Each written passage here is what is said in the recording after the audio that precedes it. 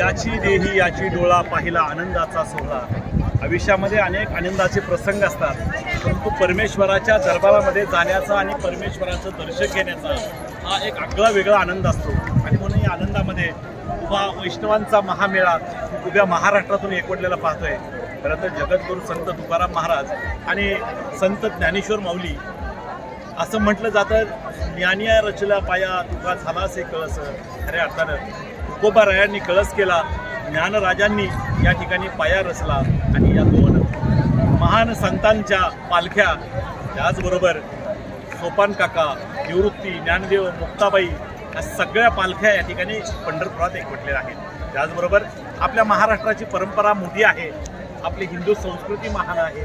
आपल्या भारत देशातून महाराष्ट्रातून अनेक संत साधू एकत्र येत असताना खऱ्या अर्थाने ही परंपरा भगव्या पताकाची परंपरा पुढे नेत असताना आज आपण पाहतोय संत ज्ञानेश्वर माऊलींच्या पादुकांचं दर्शन घेण्यासाठी ही सगळी भाविक मंडळी एकवटलेली आहेत। या भाविकांमध्ये अनेक वृद्ध माता पिता आहेत, महिला भगिनी आहेत, पुरुष मंडळी आहेत, त्याचबरोबर हा सगळा वेगळा आगळा सोहळा आपण अनुभवतोय। अगदी 7 वाजेपर्यंत माऊलींचं आगमन या ठिकाणी होणार आहे आणि त्यानंतर दर्शनासाठी पादुका देणार आहोत। खरं तर या ठिकाणी बरीचशी मंडळी तुम्ही जाणते आहेत, ज्यांना या वारीचा अनुभव आहे। आपण जाऊया, काही मंडळी आपल्या समोर या ठिकाणी बसलेले आहेत, त्यांच्याकडे आपण जाऊया। माऊली रामकृष्ण हरी, कुठून आलात आपण? जुन्नर तालुका आळेफाटा किल्ले शिवनेरी, छत्रपती शिवरायांचं जन्मस्थान। त्या बात मला सांगा, तुम्ही या वारी परंपरेमध्ये केव्हापासून सहभागी आहात? 1996 साली सुरुवात केली। 1996 पासून या वारी परंपरेमध्ये सहभागी आहात। हो। तर साधारणतः 96चा जो कार्यकाल आणि आजचा याच्यामध्ये काय थोडासा बदल जाणवतोय का? त्यावेळेला असं होतं माऊली, एकदम लिमिटेड लोक होते, लिमिटेड लोक, आणि त्यावेळेला अशी गर्दी वगैरे अशी काही नव्हती। आज गर्दी तर आहेच, पण एवढी भयानक पब्लिक येते, काय करते माऊली, कुठून काय कशी व्यवस्था देते काय माहीत नाही। पण माऊली एवढं बरं, तुमच्या घरी काही कार्यक्रम असेल तुम्हाला पत्रिका द्यावं लागते, निमंत्रण द्यावं लागते, अगदी बरोबर, ते काहीच नाही। आणि आपण असं म्हणतो कोण गरीब येतात, कोण श्रीमंत येतात, बडे लोक येतात, मोठे लोक येऊन तिथे येऊन नतमस्तक होतात, कारण माऊलींची कृपा आहे। अजून एक मला सांगा, ही सगळी परंपरा पुढून येत असताना माऊलींचा आशीर्वाद तर आहेच, परमेश्वराचा आशीर्वादामुळे सगळं करतो, परंतु त्यावेळेचं नियोजन करताना आणि आजचं नियोजन होताना तुम्हा सर्व जुन्या जाणत्या व्यक्तिमत्वांना यामधून थोडीशी अडचण उभी राहते का? आता उलट त्यावेळेला अडचणी होते, आता सुविधा वाढल्या, त्यावेळेला माऊली आम्ही इतके वाईट दिवस बघितले। या रावट्या आहेत आता, तशा रावट्या आज प्रत्येक रावटीला कागद आहेत, वरून कागद आहेत, संरक्षण पूर्ण संरक्षण। आम्ही झोपायचो हा कागद, या कागदावरती बळकटी हात राहायची, झोपायचं, आणि रात्री तिच्या खालून पाणी गेलं तरी तसं झोपून राहायचं। पण परमेश्वराच्या जागेवर बसूनच राहायचं, हटायचं नाही। आता जवळजवळ प्रत्येक दिंडीमध्ये एक टँकर आहे। पूर्वी सकाळी 2 वाजता उठायचं, 2 वाजता उठायचं, चालायला लागायचं, तिथे मिळेल पाणी तिथे स्नान करायचं, पूजा करायची, परत दाजीला यायचं आणि दिंडीबरोबर चालायचं। बरं, एक तुम्ही बोलता सांगितलं की आता सगळी सामुग्री आहे, सगळं काय, परंतु जेवढी सामुग्री आहे त्यापेक्षा अनेक पटीनं समाज आलेला आहे। तर ह्या सगळ्या समाजाला एवढ्या रावट्या किंवा एवढ्या परिस्थिती बघू शकत नाही। परमेश्वराची लीला आघात आहे, त्यांनी तुम्ही पाहिलं आहे की जेव्हापासून सुरुवात झाली आजपर्यंत कुठल्याही प्रकारचा माऊलीला किंवा कुठल्या वारकऱ्यांना कुठलाही त्रास झालेला नाही। दुसरं एक अजून पुढे जाऊन सांगूया आपण, हा जो छत आहे निसर्गाचा, हा छत इतका आपण म्हणूया परमेश्वराच्याच कृपेचा छत आहे की त्यामध्ये ऊन नाही, वारा नाही, पाऊस नाही, कुठल्याही प्रकारची बाधा नाही, सगळे माऊली आणि सगळी म्हणजे वारकरी या ठिकाणी सुरक्षित आहेत। ही सगळी लीला आहे ज्ञानेश्वर माऊलींची, ही लीला आहे तुकाराम महाराजांची आणि ही लीला आहे पांडुरंगाची। या सगळ्या लीलेमधूनच आपण या ठिकाणी साकारतोय ही वारी. आणि या वारीमध्ये आम्ही सगळी मंडळी मोठ्या मनानं एकत्र येतोय आणि ही जी परंपरा भगव्या पताकाची भगवी परंपरा आपल्याला आयुष्यभर पुढे न्यायची आहे. खरं तर मी आत्ता तुमच्याबद्दल विचारलं, तुमचे चिरंजीव त्यांना विचारलं, ते नातू या वारी म्हणजे तिसरी पिढी यामध्ये तुम्ही सुरुवात केली, तुमचे मुलगा आणि त्यांचा मुलगा, आता पुढे जाताना ती सुद्धा पिढी पुढे चालेल. म्हणजे किती युगानुयुग ही पिढी परंपरा चालू राहील, परंतु माऊलींची पालखी पुढेच जाईल. आणि ह्या पालखीबरोबरच अनेक भक्तगण महाराष्ट्रातून पडलेले आहेत. आणि या महाराष्ट्रामध्ये साधारणतः या वारकऱ्यांबद्दल तुमच्या मनामध्ये किंवा तुम्ही वारकऱ्यांना काय संदेश द्याल किंवा उद्याची वारी कशी म्हटलं पाहिजे? उद्याची वारी आता काय झालं माहिती का, पूर्वीची लोक साधारण राहायची, पूर्वीच्यापेक्षा आताच्या याच्या वारीमध्ये स्वतः जनतेने आपली पर्यावरण वारी करावं. पर्यावरण वारी करावं. ह्या वारीमध्ये आपण स्वतः स्वच्छ राहिलो, अनेकाला स्वच्छता आपण देऊ शकतो. अन्न, पाणी आणि राहणं या सगळ्या गोष्टी ऑटोमॅटिक चालू आहे. फक्त ज्याने त्याने आपलं काय करायचं, पर्यावरणाचा संरक्षण करायचं, रक्षण करायचं, पर्यावरणाचा ऱ्हास नाही झाला पाहिजे. हे आपण या वारकऱ्यांनी, इथून पुढच्या वारकऱ्यांनी, तरुणांनी आता आपला आमचा परमार्थ अज्ञानात गेला, त्या तरुणांचा परमार्थ सुशिक्षित असून ते परमार्थ करतात, ते आमच्या. म्हणजे मला असं सांगायचं की पर्यावरण राखत, पर्यावरणाचा ऱ्हास न करता ही वारी पुढे आली पाहिजे.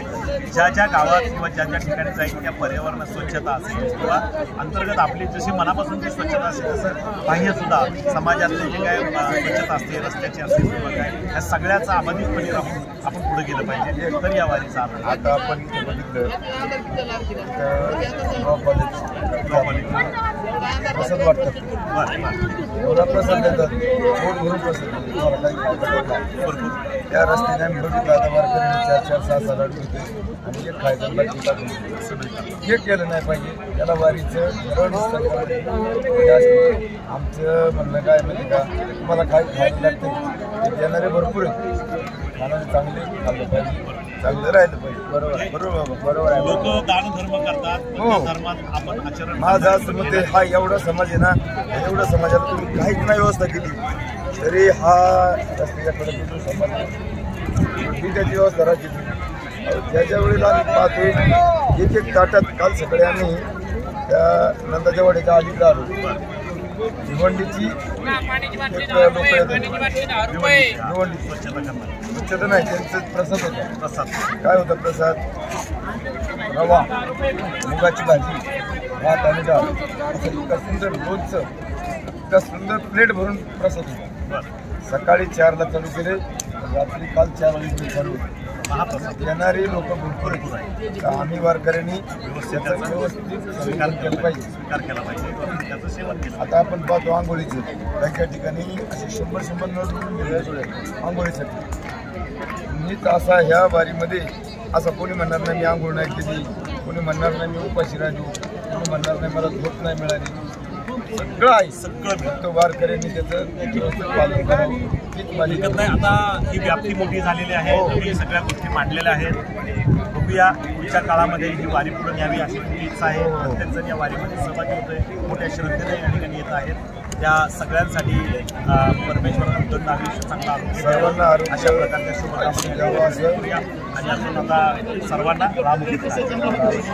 आपण यावेळी विशेष वारीमध्ये गव्हर्नमेंटने मोठे मोठे बूथ दिले, ती सोय यावेळी एकदम चांगली केली. प्रत्येक ठिकाणी अगोदर बोर्ड लावला झाला, 1 किलोमीटर व्यवस्था आहे गव्हर्नमेंट, ही सगळ्यात मेन महत्त्वाची केली यावर्षी. ही ह्या वर्षी अगोदर कधी नव्हतं वारी, सगळ्यांना मार्गदर्शक बोर्ड लावले. तर या ठिकाणी आपण सगळे भेटलोत, परमेश्वराच्या कृपेने भेटलोत, पुढे भेटत राहूया आणि असाच आनंद एकमेकाला देत जाऊया. सर्वांना रामकृष्ण हरी. आता मी पलीकडे महिलांकडे जातो. वाढवणारी पुण्यामध्ये तुम्ही आम्ही मिळालोय, बस परमेश्वराची इच्छा होती म्हणून आपण उद्या भेटू न भेटू त्याची इच्छा. आता भेटलो, खूप आनंद मिळाला. निवासले यंदा केले जास्त प्रमाणात म्हणजे तुमचं असं मत आहे मुख्यमंत्री सरकारी ते सरकारी म्हणजे निवास जे आहे, थोडक्यात सुविधा वारकऱ्यांसाठी त्याचं प्रमाण वाढवलं पाहिजे. एकच शेड आहे जास्त तुम्हाला असं म्हणायचं आहे का की हे फक्त इव्हेंट होत आहे थोड्यापुरतं मोठं वाढलं पाहिजे? साधारणतः त्या 1000 लोक 2000 लोक झोपतात फक्त किंवा 500 लोक झोपतात, लाखो लोकांसाठी वेगवेगळ्या ठिकाणी उभं राहिलं पाहिजे अशी तुमची अपेक्षा आहे त्या बाबतीत. म्हणजे आपण पाहू शकता या ठिकाणी शासनानं व्यवस्था जी केली की बाबा निवासाची, व्यवस्थेची, थांबण्याची, झोपण्याची, विश्रांतीची, ही व्यवस्था या ठिकाणी कमी पडताना दिसते. आणि म्हणून या ठिकाणी भाविक भक्ताचं मत आहे की त्याची वाढ व्हावी पाहिजे. बघूया, जाऊ आपण त्यांच्याकडे. तुमचं काय मत आहे साधारणतः? उभे राहून जरा सांगा आम्हाला. साधारणतः काय बदल व्हावा असं मला वाटतं? हे निवास जे आहे ते एक शेड आहे, 4-5 शेड व्हायला पाहिजे. असे 4-5 शेड प्रत्येक ठिकाणी कामावर व्हायला पाहिजे, म्हणजे जेणेकरून ज्या पालखी समवेत येणाऱ्यांची गैरसोय होती ती वेळ सोय होईल. खूप सोय म्हणजे ह्यासाठी ते गरजेचं आहे, अतिशय महत्त्वाचं आहे. आपण या तुमच्या किंवा आपल्या या चॅनलच्या माध्यमातून समाजापुढे किंवा जनतेपुढे किंवा व्हायरल पद्धतीने छान झालेली पुढे टिकवावे अशी तुमची भावना आहे. निश्चितच 2025 चालू झाले, खरं तर या ठिकाणी 2025 पासून शासनाने ज्या सुविधा सुरू केल्यात त्या यापूर्वी नव्हत्या, यापुढे सुरू कराव्यात किंवा चालू झाल्यात, अशा पुढे वाढत जाव्यात आणि अजून लोकांना माहिती मिळावी किंवा त्याबद्दलचा आनंद मिळावा, त्याबद्दल सोय मिळावी याकरिता शासनाने काम करत आहे. असो, आपण जाऊया महिला भगिनी कराळे पाटील होम मिनिस्टर या ठिकाणी जाऊया. आमच्या माऊली महिला दंग आहेत.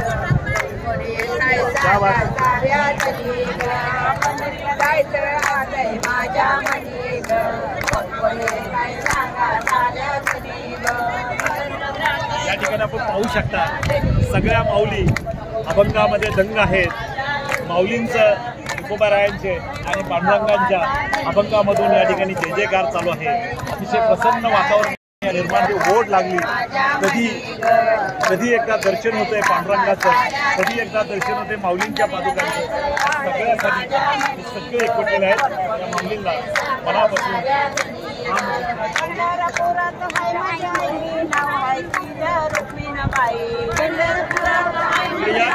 माऊलींच्या अभंगाला घेऊया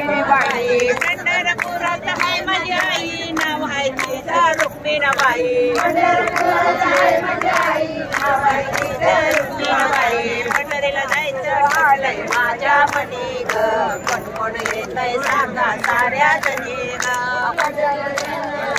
माझ्या मनी ग, कोण येतय सांगा साऱ्या जणी ग, नको नको म्हणतोय कुंक वाचा जणी ग, नको नको म्हणतोय कुंक वाचा जणी ग, नको नको म्हणतोय कुंक वाचा जणी ग,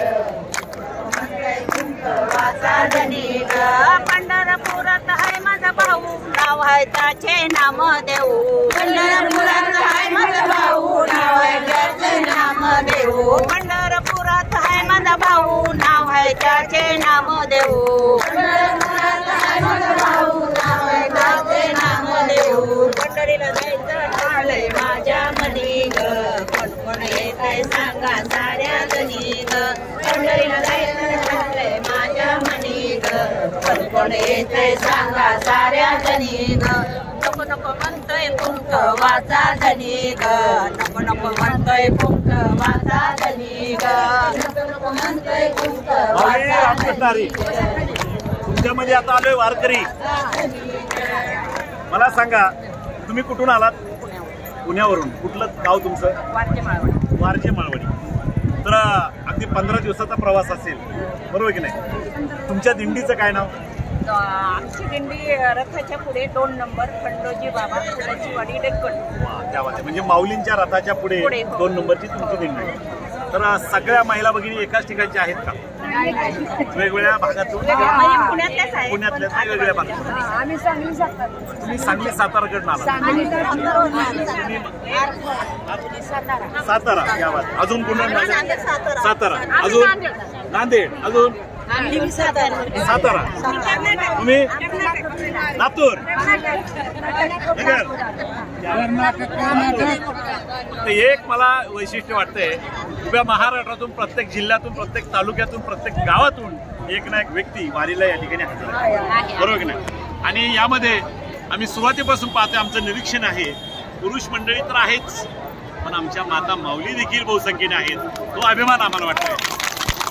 या माऊलीकडं एक वेगळा भाव असतो मनामध्ये की माझ्या पांडुरंगाला जायचंय, दर्शनाला जायचंय. या ठिकाणी अभंग म्हणत होते, रात्रभर झोप लागत नाही. वा वा, क्या बात आहे.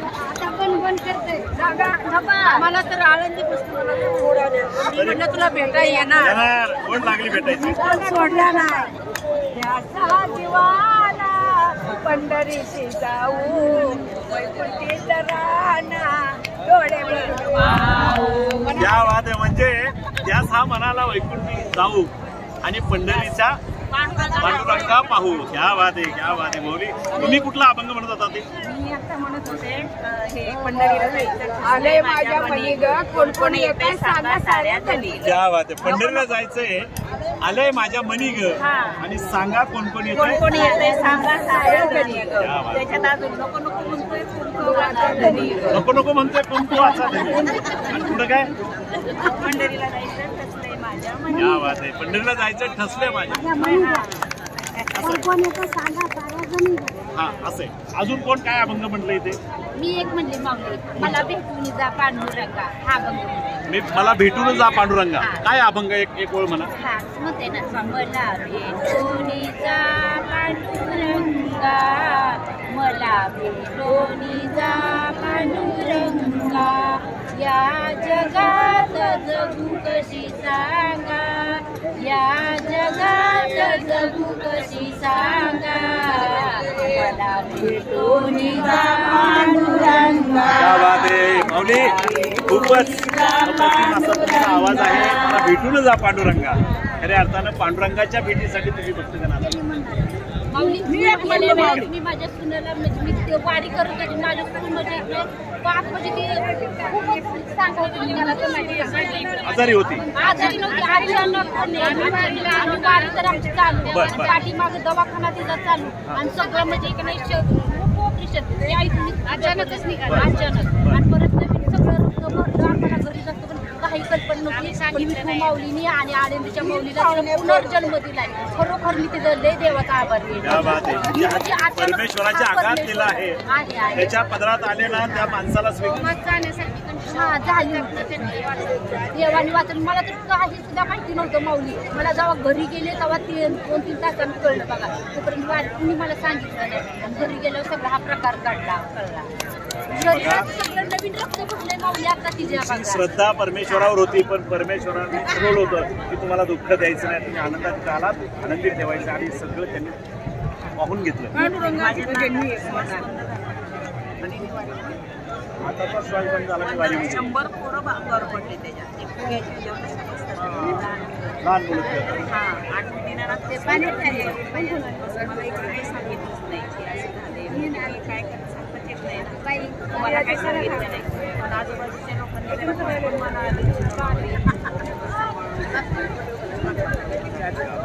येणार सुट्टीवर आलं. आता 12वीची परीक्षा दिली 75% मार्क. या बात तुमचा मुलगा ना? नातू आता 12वीची परीक्षा दिली. ग्रॅज्युएशन बनव, मस्त मोठ्या हुद्द्यावर जावं आणि चांगलं शिक्षण घेऊ अशा प्रकारे. धन्यवाद. माऊली, आपल्या चॅनलचं नाव आहे करावे पाटील होम मिनिस्टर. तुम्ही तुमचा मोठा मोबाईल असेल जो सबस्क्राईब करा आणि तिथे तुमचा व्हिडिओ, तुमच्या गप्पा गोष्टी, आपण मारलेल्या गप्पा यामध्ये पाहायला पहा आणि मोबाईलमध्ये एकाने काढा, बाकीच्यांना सांगा. हा मोबाईल माझ्या वाशिम जिल्ह्यात